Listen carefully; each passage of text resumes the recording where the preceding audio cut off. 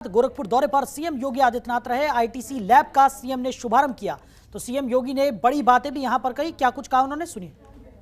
64 ICT lab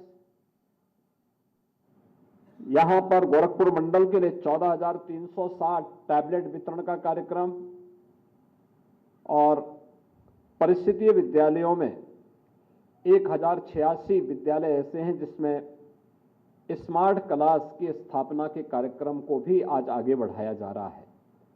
ये सचमुच basic शिक्षा परिषद में हुए परिवर्तन का एक नया उदाहरण है। इसके लिए मैं बेसिक शिक्षा परिषद से जुड़े हुए आप सभी गुरुजनों को हृदय से बधाई देता हूं, आपका अभिनंदन करता हूं और बेसिक शिक्षा विभाग को इसके लिए हृदय से अपनी शुभकामनाएं भी देता हूं।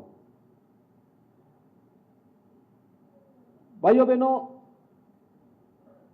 कोई भी सभ्य समाज के बगैर कोई राष्ट्र सशक्त नहीं हो सकता। किसी राष्ट्र को सशक्त बनना है तो उसको समर्थ बनना पड़ेगा। समर्थ बनना है तो उसके लिए वहां की शिक्षा को संस्कार युक्त बनना पड़ेगा। व्यक्ति के अंदर आत्मानुशासन की भावना पैदा हो सके, समाज और राष्ट्र से जुड़े हुए मुद्दों को अपना मुद्दा समझने की एक प्रवृत्ति पैदा होनी चाहिए। राष्ट्र के प्रति समर्पण का भाव होना चाहिए। अगर इन सभी भावनाओं को अगर कहीं से हम समावेश करा सकते हैं तो उसका सबसे सशक्त माध्यम हो सकता है तो वह शिक्षा होगी। जैसी शिक्षा होगी वैसा चरित्र होगा, जैसा चरित्र होगा समाज की वैसी दिशा होगी और समाज जैसे चलेगा राष्ट्र उस दिशा में दौड़ पड़ेगा।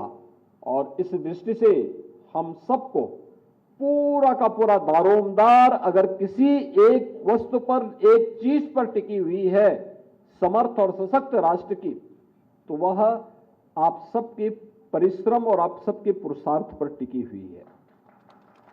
आप चाहेंगे तो देश को तेजी के साथ बुलंदियों की एक नई ऊंचाइयों तक पहुंचा सकते हैं।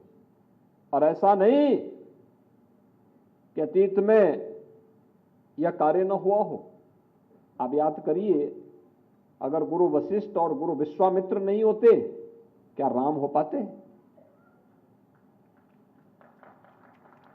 अगर चाणक्य नहीं होते तो क्या चंद्रगुप्त मौर्य हो गए होते क्या? अगर गुरु संदीपन नहीं होते तो क्या कृष्ण हमें मिल पाए होते क्या? ये तो ढेर सारे उदाहरण हैं। भारत में ऐसे ढेर सारे उदाहरण हैं। अच्छे गुरु के मार्गदर्शन में एक बच्चे को युवा बनते हुए और फिर राष्ट्र के एक समर्थ और सभ्य नागरिक के रूप में अपनी जिम्मेदारियों का निर्वहन करते हुए हर व्यक्ति देख सकता है।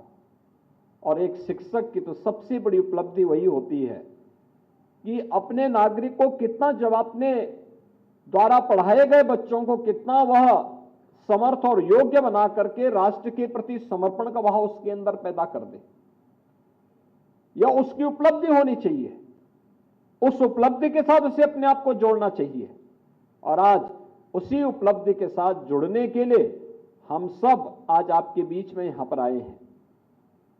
आपके पास अपने हर दिन के कार्यों का मूल्यांकन का तौर तरीका होना चाहिए। जब व्यक्ति अपने कार्यों का मूल्यांकन नहीं करता है, इसका मतलब वह व्यक्ति अपने साथ धोखा कर रहा है। और जो व्यक्ति अपने साथ धोखा कर रहा है वह समाज के साथ अवश्य धोखा करता होगा, राष्ट्र के साथ धोखा करता होगा। सबसे पहले हमें अपने आप का मूल्यांकन करना चाहिए। मैं अपनी जिम्मेदारियों का निर्वहन किस तत्परता के साथ, किस ईमानदारी के साथ कर पा रहा हूं। और अगर मैं कर रहा हूं इसका मतलब फिर मैं समाज के प्रति भी अपनी जिम्मेदारी और राष्ट्र के प्रति भी अपनी जिम्मेदारियों का निर्वहन कर रहा हूं। एक शिक्षक का आदर्श अगर कोई होना चाहिए तो चाणक्य होना चाहिए। एक शिक्षक का आदर्श कोई होना चाहिए